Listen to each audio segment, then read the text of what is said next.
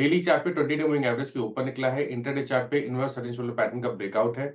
Current levels पे भी एक ट्रेड लिया जा सकता है। 1854 के स्टॉप लॉस से खरीदारी करनी है और अब जो आपको एक पोजिशन टारगेट सेट करने हैं, वो 1930 के रहेंगे। चलिए अब आपको चार का चौका का सीक्वेंस बताते हैं। सबसे पहले मानस जी के पास चलेंगे सस्ता ऑप्शन के लिए, फिर राजेश जी के पास एफएनओ सुपरस्टार के लिए, आशीष बहिरी जी के पास चार्ट का चमत्कार और अमरदेव सिंह जुड़े हैं हमारे साथ, उनके पास चलेंगे एक मिड कैप फंडा के लिए, ट्रेड के लिए। मानस जी शुरुआत करिए सस्ता ऑप्शन। देखिए, सस्ता ऑप्शन के लिए जियो फाइनेंस पे मेरा ध्यान है। जियो फाइनेंस का जुलाई मंथ का 310 का कॉल ऑप्शन, वहाँ पर आप खरीदारी कर सकते हैं। ₹12 के आसपास ये ऑप्शन ट्रेड हो रहा है। इसमें आपको ₹9 के स्टॉप लॉस से खरीदारी करके चलनी है और ₹18 के टारगेट सेट करना है। बायोकॉन सॉरी जियो फाइनेंस, यहाँ पर आपको करनी है बाइंग। राजेश सातपुते जी आपने क्या पिक किया? मुझे देखिए, मेरी नज़र है बजाज फिनसर्व पे। एक बेहतरीन चार्ट, एक कंसोलिडेशन एंड देन मूव शुरू हुआ है। मेरे हिसाब से आज का टारगेट होगा करीबन 2080 से लेके 2100 का, 2035 पे चल रहा है। तो हम बाय करेंगे, हमारा स्टॉप लॉस होगा 2010 का। ओके, बजाज फिनसर्व आपने पिक किया। Strong move. आशीष बहती जी के पास चलते हैं चार्ट का चमत्कार के लिए। आशीष जी क्या पिक कर रहे हैं आप? जी। वीरेंद्र जी, एनबीएफसी में ही मूव अच्छा आ रहा है और हमें लग रहा है कि यहाँ पे ध्यान रहना चाहिए, तो श्रीराम फाइनेंस में खरीदारी की सलाह रहेगी। स्टॉक में जो स्टॉप लॉस मेंटेन करना है वो 675 675 का एसएल मेंटेन करे। ऊपर में हमें लगता है इसमें 700 और 720 तक का जोन देखने मिल सकता है। ओके, श्याम फाइनेंस आज एनबीएफसीज जो हैं वो काफ़ी हद तक मूव जनरेट कर रही हैं और उसको हमारे जो विशेषज्ञ हैं कैप्चर करने की कोशिश करते हुए अब चलते हैं, थोड़ा सा विषय चेंज करते हैं। कुछ फंडामेंटल कॉल्स लेते हैं। मिड कैप फंड आज का अमरदेव सिंह जी के सोचने से आएगा। अमर जी गुड मॉर्निंग, क्या पिक कर रहे हैं आप? जी, गुड मॉर्निंग। सबसे पहले मैं आईटी आईटी स्पेस में बिरला सॉफ्ट को पिक कर रहा हूँ बिकॉज ओवरऑल आईटी में हम लोगों ने एक रिवाइवल देखी है।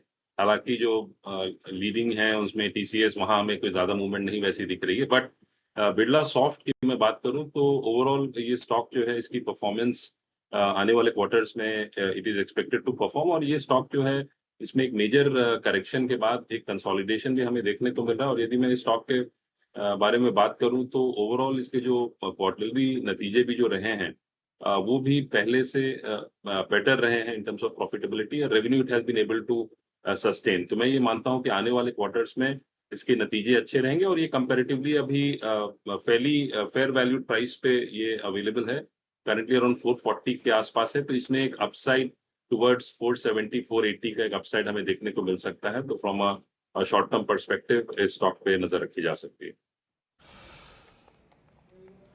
ओके, बिरला सॉफ्ट याद रखिएगा, ये एक फंडामेंटल कॉल है। इसका डेरिवेटिव से कोई सरोकार नहीं है। आज ये बैकफुट पे है, हालांकि इसने एक बड़ा हाई क्रिएट किया since is in derivative ban, इसलिए बैकफुट पे आ रहा है। लेकिन ये मैं इसके बैन का जिक्र यहाँ इसलिए नहीं करूँगा क्योंकि ये मिड कैप फंडा कॉल है। चार ट्रेड्स पिक किए हमने और शुरुआत की थी सस्ता ऑप्शन से। पहला ट्रेड आया आज कॉल ऑप्शन मानस जायसवाल की, जियो फाइनेंशियल्स की।